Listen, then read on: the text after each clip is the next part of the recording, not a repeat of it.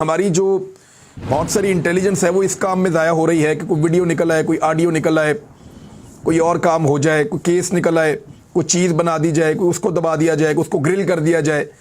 तो वो मेरे ख्याल में इजाफी एफर्ट्स हैं, उनको अभी रोकना चाहिए और मुल्क को संभालने की तरफ पाकिस्तानियों को बढ़ना चाहिए। मेरा बड़ा सबसे पहले मैं आपके साथ वो शेयर कर देता हूँ। पाकिस्तान में दहशतगर्दी के वाक़यात में लगातार इजाफा होता जा रहा है। इनमें दो बड़े अफसोसनाक वाक़यात हुए हैं।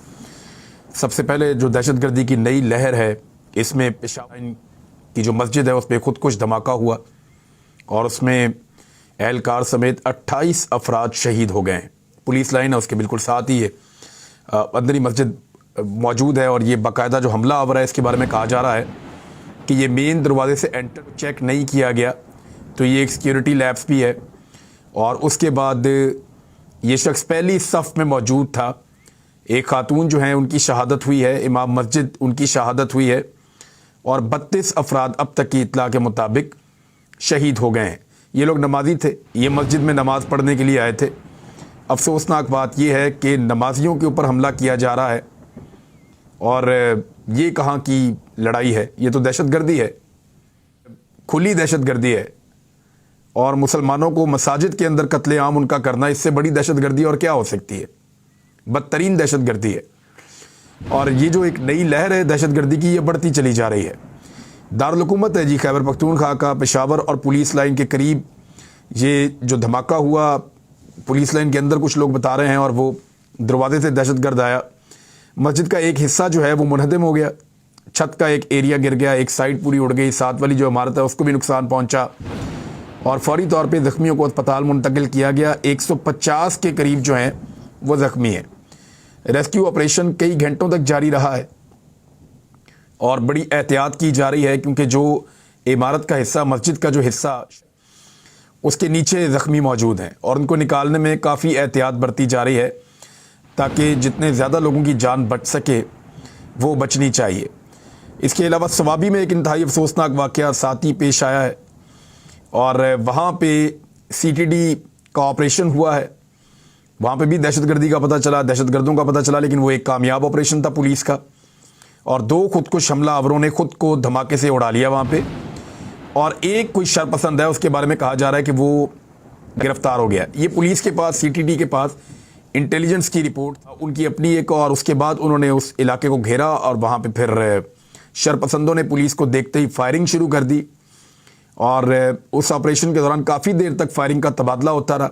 इस दौरान पुलिस की भारी नफरी मजीद पहुँच गई, उन्होंने आकर इलाके को घेर लिया। जब हमलावरों ने ये देखा कि अब हम यहाँ से नहीं निकल सकते तो उन्होंने, जब फरार का रास्ता नहीं था तो फिर खुद को धमाके से उड़ा लिया। तो जो हैं वो लोग वहाँ पे उन्होंने धमाके से खुद को उड़ाया और एक शरपसंद को गिरफ्तार करके नामालूम मुकाम पे पुलिस ने मुंतकिल कर दिया है। अब इस सूरत हाल में जो है वो पाकिस्तान की इंटेलिजेंस एजेंसीज को ज़्यादा तवज्जो देने की ज़रूरत है। पाकिस्तान की लॉ इन्फोर्समेंट को बहुत ज़्यादा फोकस करने की ज़रूरत है। जब से पाकिस्तान में रिजीम चेंज ऑपरेशन हुआ उसके बाद और उससे पहले भी, यानी जब अफ़गानिस्तान में सूरत हाल बदल रही थी तो उस वक्त भी पाकिस्तान में दहशतगर्दी आई थी, लेकिन फिर चंद महीनों के लिए पाकिस्तान में एक सकून वाला पीरियड है। लेकिन रिजीम चेंज ऑपरेशन के बाद पाकिस्तान में हम देख रहे हैं कि दहशतगर्दी लगातार बढ़ती चली गई है। दहशतगर्दी की ये जो लहर है, इसके ऊपर काबू पाना पाकिस्तान की हुकूमत, रियासत और रियासत के जो लॉ इन्फोर्समेंट के इदारे हैं उनकी जिम्मेदारी है। पाकिस्तान को अपनी इंटेलिजेंस को बहुत बेहतर करने की अशद ज़रूरत है। यानी ये छोटा वाक़या नहीं है कि मस्जिद के अंदर घुसकर दर्जनों अफराद को शहीद कर और 150 के करीब लोग जो हैं उनको ज़ख्मी कर दिया जाए।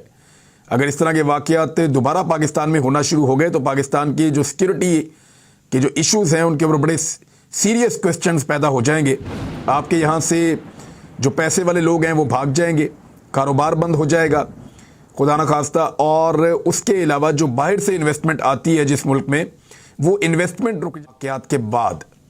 लिहाजा पाकिस्तान को, पाकिस्तान की लॉ इन्फोर्समेंट को सारे काम छोड़कर यहाँ तवज्जो देने की बहुत ज़्यादा ज़रूरत है। अब बजाय इसके ऊपर तवज्जो देने की PDM की हुकूमत और उनके जो पसंदीदा सहाफ़ी हैं वो इन दहशतगर्दी के वाक़यात के बाद, यानी ये फेलियर तो है हमारी इंटेलिजेंस का, ये तो सबको मानना पड़ेगा। और जैसे माजी में भी बाद औक़ात फेलियर होता है, बहुत दफ़ा कामयाबी भी होती है। ये लोग बड़ा ज़बरदस्त लड़ते हैं, बड़ा शानदार मुकाबला करते हैं। इन्हें पता चल जाए कि अगर सामने दुश्मन है तो फिर ये डट जाते हैं। ये भी किसी किसी को अल्लाह ताला हिम्मत देता है, डट के मुकाबला करते हैं, जान पे खेल कर पाकिस्तान को बचाते हैं। लेकिन मैं इंटेलिजेंस की बात कर रहा हूं कि वो अलग लोग हैं।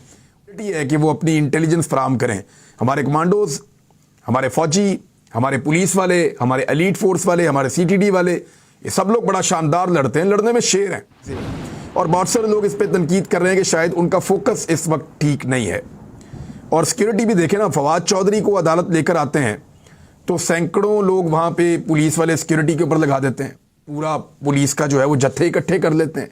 शेख रशीद की जो है वो एक लाल हवेली को सील करना है जिद के लिए, तो वहाँ पे पुलिस का जमकट्टा लग जाता है। तो ये जो सिक्योरिटी है इसको ठीक जगह पे मुंतकिल किया जाए, इनको लगाया जाए। और ये जो शौक है ये बाद में पूरे हो जाएंगे कि इसको दबाओ, उसको मारो, उसको ये करो, उसको उसकी गंदी तस्वीर चाहिए, यानी उसकी ऐसी तस्वीर चाहिए जिसमें वो रोता हुआ दिखाई दे। फवाद चौधरी के साथ जिद क्या है? वो यही जिद है। लेकिन चले पहले उस इशू पे आते हैं। फवाद चौधरी ने कोई बात बताई है, वो मैं आपके साथ अभी शेयर करता हूं, लेकिन पहले आ जाए तो पीडीएम के कुछ जो पीडीएम और सहूलतकारों के कुछ पसंदीदा सहाफ़ी हैं, उन्होंने और कुछ पीडीएम के लोगों ने उन्होंने ये कहना शुरू कर दिया कि दहशतगर्दी है तो इसलिए इलेक्शन पाकिस्तान में अभी नहीं हो सकता। यानी ऐसा लगता है कि वो इस तरह के वाक़यात का शायद इंतज़ार कर रहे थे, अपने पॉलिटिकल गेन के लिए उठाएंगे। देखें, जब पीडीएम और उनके दानिश्वर ऐसी बातें करते हैं तो उससे एक तासुर बनता है कि शायद वो इन चीज़ों को भी अपने सियासी फ़ायदे के लिए इस्तेमाल कर रहे हैं। और इसका बराह रास्त नुकसान पाकिस्तान की एस्टेब्लिशमेंट को होता है, क्योंकि एस्टेब्लिशमेंट ने इनके सर के ऊपर हाथ रखा हुआ है। जब एस्टेब्लिशमेंट इनके लिए गुंजाइश निकालती है पीडीएम के लिए, और पीडीएम इस किस्म की दहशतगर्दाना कार्रवाई एक्शन के खाते में डालती है, तो फिर लोग अजीब अजीब बातें करते हैं। लोग तो फिर ये भी कहते हैं कि क्या दहशतगर्दी हो ही इसलिए रही है कि पाकिस्तान में इलेक्शन ना हो सके। फिर लोग ये भी पूछते हैं, इस तरह की बातें करते हैं। ये अनफॉर्चुनेट है। मेरे ख्याल में जिम्मेदारी का मुजाहरा करना चाहिए उन सहाफ़ियों को भी, और जो लोग उन्हें फीड कर रहे हैं रहना चाहिए। और खुदारा अभी ये ना करें। वहाँ पे लाशें पड़ी हुई थी, जख्मी को ठीक करने के लिए पाकिस्तान की लॉ इन्फोर्समेंट मौजूद है, नेशनल एक्शन प्लान मौजूद है, और मुज़ाकरात के रस्ते भी हैं जहाँ पे बहुत सारी इंटेलिजेंस है वो इस काम में ज़ाया हो रही है कि कोई वीडियो निकल आए, कोई ऑडियो निकल आए, कोई और काम हो जाए, कोई केस निकल आए, कोई चीज़ बना दी जाए, कोई उसको दबा दिया जाए, उसको ग्रिल कर दिया जाए। तो वो मेरे ख्याल में इजाफी एफर्ट्स हैं, उनको अभी रोकना चाहिए और मुल्क को संभालने की तरफ पाकिस्तानियों को बढ़ना चाहिए। मेरा बड़ा मुखलिसाना ये मशवरा है, और ये एक डिमांड भी है पाकिस्तान की। इस वक्त इन चीज़ों को छोड़ दीजिए और पाकिस्तान की तरफ तवज्जो दीजिए, और पाकिस्तान की हिफाजत की हमें जिम्मेदारी उठानी चाहिए। और जिम्मेदारी है भी इन्हीं कांधों के ऊपर। आपसे कहा ना कि लड़ने में शेर है, लेकिन हमारी इंटेलिजेंस के फेलियर्स पिछले कुछ अरसे में नज़र आए हैं, और अल्लाह करे कि ये दूर हो जाएं। और ये कैपेसिटी पाकिस्तान में मौजूद है। पाकिस्तान ने बेहतरीन काम करके दिखाया है, दोबारा भी पाकिस्तान करके दिखा सकता है। चौधरी ने जब उन्हें गुज़िश्ता पेशी पे लाया गया था और दोबारा 2 दिन का रिमांड दिया गया था, तो उन्होंने ये कहा, क्योंकि वो वहाँ मौजूद थे, और फवाद चौधरी एक ऐसी शख्सियत हैं और उनके हमायती उनको हर जगह पे मिल जाते हैं, तो उन्होंने अपने साथियों को, और मीडिया में मेरे एक दोस्त हैं उनको ये बताया। मैं नाम अभी नहीं लूँगा, लेकिन मैं खबर आपको पक्की दे रहा हूँ। फवाद चौधरी ने बताया कि मुझे ये पता चल गया इन 2 दिनों में ये मेरे साथ कुछ ठीक नहीं करने वाले, और मेरे लिए हालात को बहुत मुश्किल कर दिया जाएगा, लिहाजा मेरे ऊपर नज़र रखनी पड़ेगी आप सबको। तो पार्टी ने जो है वो अहकामात जारी किए रावलपिंडी और इस्लामाबाद के शहरियों को कि जैसे ही हम आपको कहें कि फवाद चौधरी फ़लाँ जगह पे पहुंचा है, या उसको फ़लाँ जगह पे लाया गया है जिस जगह का पुलिस से कोई ताल्लुक़ नहीं है, तो फ़ौरन सारे वहाँ पहुँचे और वहीं पर एहतजाज करें। हिकमत अमली उनके फवाद चौधरी के दोस्तों ने, रिश्तेदारों ने, कुछ उनकी पार्टी के लोगों ने, उन्होंने घेर लिया, और बड़ी प्लानिंग के साथ उन्होंने फवाद चौधरी को जो है वो चारों तरफ से घेर कर रखा इस बीच में। लेकिन फवाद चौधरी ने आज अदालत में बताया कि ये एक तरह का टॉर्चर है कि उनको सोने नहीं दिया गया लगातार। वो कह रहे हैं गुज़िश्ता 48 घंटे से मुझे गाड़ी के अंदर ही घुमाया जा रहा है, और मुबैना तौर पे जो उन्होंने बताया कि डाले के अंदर पीछे बैठाया गया। वैसे ठंड भी है आजकल, और उसमें हवा भी बड़ी ठीक ठाक लगती है, बड़ी ठीक ठाक हवा लगती है। तो फवाद चौधरी साहब घुमाते रहे 2 दिन तोड़ने के लिए। एक्चुअली ये किया इसलिए गया है कि मेरे पास पक्की खबर है, और मेरे एक दोस्त हैं उन्होंने मुझे बताया, उन्होंने बताया कि हमें सिर्फ एक तस्वीर चाहिए फवाद चौधरी की, रोते हुए, परेशान, गिड़गिड़ाते हुए, या कोई इस तरह की तस्वीर जिसमें वो टूटा हुआ दिखाई दे। हमें ऐसी एक तस्वीर चाहिए। मीडिया के कई हाउसेस को ये कहा गया है कि फवाद चौधरी की एक तस्वीर है जिसमें वो सवाल पूछ रहे हैं। तो फवाद चौधरी का ये कि जब वो क्वेश्चन वाला मुंह बनाते हैं ना, सवाल वाला, तो वो आंखें जरा उनकी थोड़ी सी वो खोल लेते हैं कि कोई ऐसी उसमें जरा थोड़ा सा ऐसा लगता है जैसे वो परेशान है। तो वो वाली फोटो ज़रूर आप लगाएं। जैसे मुझे अच्छी तरह याद है कि मैं एक सिग्नेचर कर रहा था, तो मेरी एक वीडियो थी, उसमें से एक फ़ोटो निकाली गई, उसमें ऐसा लगा कि जैसे मैं बहुत मुरझाया हूँ। तो वो उसको कोशिश किया गया कि इसको वायरल किया जाए, एक कमज़ोर फोटो जिसमें ये पता चले कि वो लोग जीत रहे हैं और फवाद चौधरी हार रहे हैं। चौधरी ने आज भी ऐसी कोई फ़ोटो बनने नहीं दी, हिम्मत का मुजाहरा किया, उनको हथकड़ियाँ लगा कर लाया गया, जज साहब ने खुलवाई, और लेकिन फाइनली ये हुआ कि फवाद चौधरी साहब को जुडिशल कर दिया गया है। अब जब दोबारा उनको अदालत में पेश किया जाएगा तो बेल अप्लाई की जाएगी। बहुत मुमकिन चौधरी की बेल हो जाए और वो बाहर आ जाएं। फवाद चौधरी के बाहर आने के ऊपर पाकिस्तान तहरीक इंसाफ को बड़ा ताज़ा हवा का झोंका मिलेगा। लेकिन फवाद चौधरी की गिरफ्तारी और फवाद चौधरी की आज़ादी में हुआ क्या? इन चंद दिनों के अंदर ये हुआ, इस आदमी को बंद करने के दौरान, कि पाकिस्तान में जो डॉलर की कीमत बढ़ी है 3 दिनों के अंदर 6 रुपये 50 पैसे महंगा हो गया, और लगभग 270 रुपए की रिकॉर्ड सतह पर इंटर बैंक में, यानी बैंक $1 270 रुपए का हो गया है। यानी जब से ये इंपोर्टेड हुकूमत आई है 92 रुपए का डॉलर का इजाफा इन्होंने कर दिया है, 92 रुपीस का, जब से ये आए हैं। और अभी उन्हें आए हुए 1 साल मुकम्मल नहीं हुआ। और exchange companies association of Pakistan के मुताबिक इन 12 बजे रुपए के मुकाबले में डॉलर 6 रुपए 50 पैसे महंगा हुआ। और उसके बाद जो है, इससे पहले जब छुट्टियां थी, छुट्टियों से पहले डॉलर 262 रुपए 60 पैसे पर बंद हुआ था, और गुज़िश्ता 3 दिनों के अंदर डॉलर को 35 रुपए के करीब बढ़ गया है। ये इन्होंने बल्कि अब इससे ज़्यादा हो गया, ये इन्होंने पाकिस्तान के साथ किया है। चेंज के अंदर भी मंदी हो गई है, 600 पॉइंट्स की मजीद कमी हो गई है। कुछ लोग ये कह रहे थे कि देखिए जी, डॉलर महंगा होने का ये तो फ़ायदा हुआ कि स्टॉक मार्केट ने बड़ा अच्छा रिस्पॉन्ड किया है। ये रिस्पॉन्ड किया है, वो सारा बैठ गया। ये जाली चीज़ें ऐसे नहीं चलेंगी जब तक कि लोगों को कॉन्फिडेंस आएगा कैसे?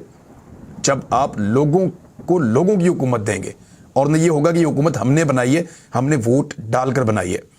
मतरूका वफ़्क अमलाक ने शेख रशीद की जो रिहाइश का लाल हवेली, मैंने आपको पहले भी बताया कि वो उसको सील कर दिया। उसके जो है लाल हवेली के 7 यूनिट्स को सील किया गया है, और एक जो शेख रशीद साहब वाला एरिया है वो डीसील था, वहाँ पे मौजूद हैं, आए थे, वहाँ बाहर बैठ के उन्होंने सिगार भी पिया, लोग भी इकट्ठे हो गए। मुज़ामत तो नहीं की, लेकिन वो अदालत में चले गए। अदालत ने कहा जी 15 दिनों के अंदर सेटल करें। मतरूका वफ़्क इमलाक की वहाँ पे क्लास भी हुई क्योंकि उनकी तैयारी नहीं थी। बहरहाल शेख साहब और लाल हवेली का एक रिश्ता है। शेख साहब की अपनी हुकूमत, तो पूरी लाल हवेली उनके पास होती है। जब उनकी हुकूमत नहीं होती तो लाल हवेली का एक हिस्सा उनसे छिन जाता है और एक हिस्सा उनके पास रहता है। तो ये ऐसे ही हमेशा से चलता चला आ रहा है, बार बार इन चीज़ों को देखते हैं। लेकिन लाल हवेली सील करना सियासी दहशतगर्दी और फाशिज्म है। और वो लाल हवेली के बाहर बैठे सिगार पी रहे थे अपने साथियों के साथ। तो शेख साहब का भी अपना ही स्टाइल है, और उन्होंने कहा रात शब खून मारने वालों ने लाल हवेली पर शब खून मारा। 5 मरले से कम लाल हवेली हमारी ज़ाती मलकियत है और अवामी खिदमत का मरकज़ी सेक्रेटेरिएट है। रेंजर्स ने और एफसी ने इनकार कर दिया था। उसके बाद पुलिस की मदद से लाल हवेली को सील किया गया है। लाल हवेली सील करना फाशिज्म और सियासी दहशतगर्दी है। सील करके मैं इसके अंदर जाऊंगा। और बरतानवी कंपनी लाल हवेली पर फिल्म बना रही है। वो मेरे कल मैंने एक इंटरव्यू किया शेख साहब का, वो आप सुन सकते हैं जाके। वो लाल हवेली के बारे में उनका कुछ क्लेम है, वो आप देख सकते हैं। लाहौर हाई कोर्ट में पाकिस्तान तहरीक इंसाफ ने जो पटिशन दायर की है, अपील दायर की है कि 90 रोज़ के अंदर इंतखाबात होने चाहिए, उस पर सबको नोटिस जारी कर। ये बड़ी इंपॉर्टेंट खबर है। इसकी कुछ तफसीलात भी होंगी, मैं कुछ कानूनी माहिरीन से भी बात कर दूं। अगले वीलॉग में इसकी तफसीलात भी मैं आप तक पहुंचाऊंगा।